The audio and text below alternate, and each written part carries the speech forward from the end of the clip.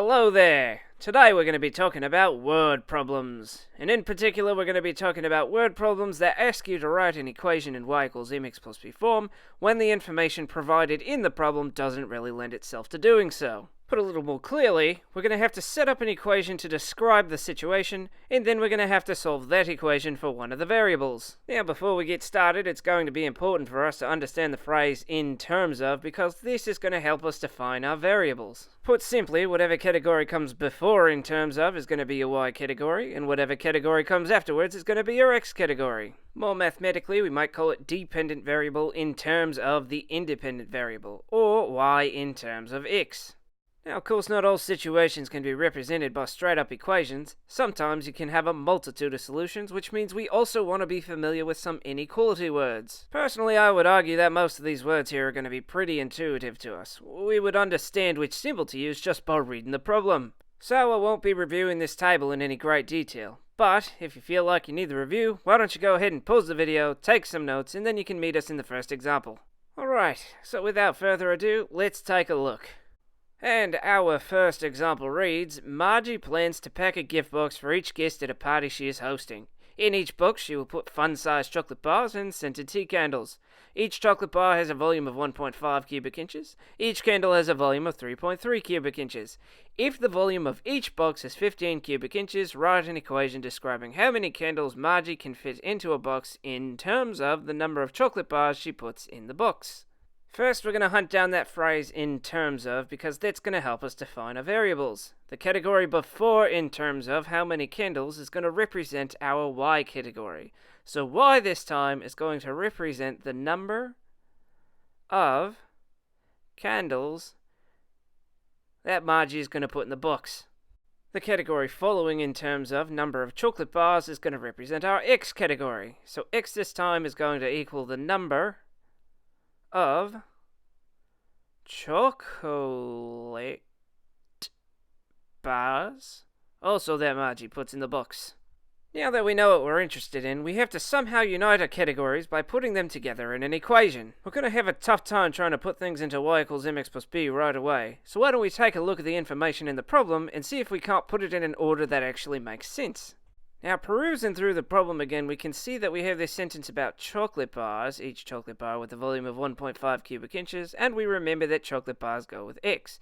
Now, since each chocolate bar has a volume of 1.5 cubic inches, we're going to multiply x times that 1.5. This is going to give us the total volume of the chocolate bars. We can follow a very similar logic to get the second term in our equation. Candles goes with y, 3.3 goes with candles, therefore 3.3y will give us the total volume of our candles. Since we're interested in the total volume, we're going to add our two terms together. Since it's an equation, we're going to put an equal sign after this, and we know that we want our volume altogether to be 15 cubic inches, the size of the box, and so our equation is 1.5x plus 3.3y equals 15. Good lord, deep breath. Alright, so the question is asking us for candles in terms of chocolate bars. This means we want to get the number of candles by itself, so we have to solve our equation for y.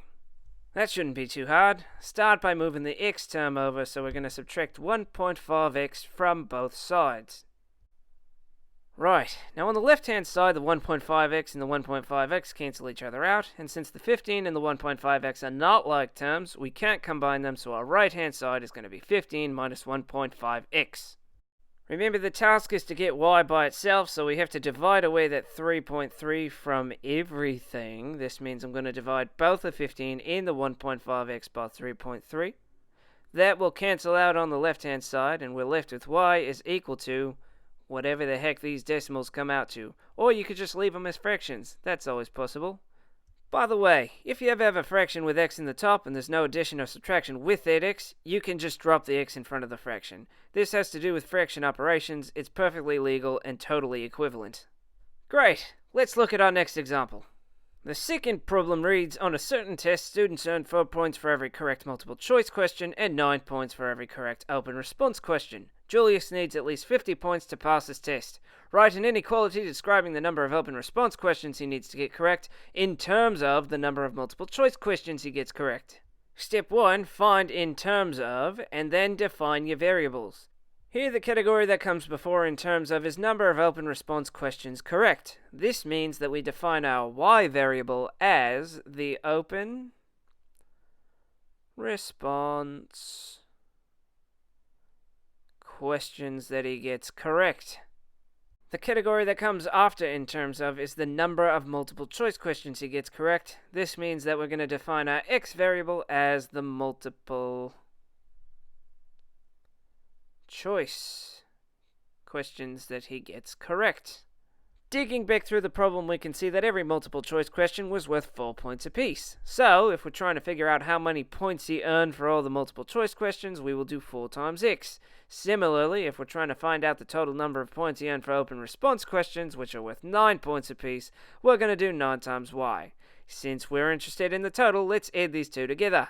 Here we're told directly that we need an inequality, but if you're paying attention, you see the inequality phrase at least right here, which means greater than or equal to, because Julius is okay with scoring 50 points, but he would love to get more than that. I don't know. Perhaps I'm just assuming. Regardless, the question wants open response questions in terms of multiple choice, so this means we want to solve our equation for y. Many of us can probably crack by on autopilot by now, but let's just do it out for posterity. Take 4x away from both sides. That's going to cancel out on the left there, and since 50 and 4x can't combine, we're going to have 50 minus 4x on the right. Last thing we want to do is get rid of that 9, so we're going to divide everything by 9. And this will give us our final answer of y is greater than or equal to 50/9 minus 4/9 x. Excellent. So, the thing to realize in these problems, the trick if you will, is in defining your variables first by taking advantage of what you know about in terms of. Once you define your variables, you can write your first equation by using your intuition, and then all you have to do is solve it for the variable you're asked to solve for. Easier said than done? Well, some might argue that, but some might also argue that practice makes perfect. And that's it. See you later!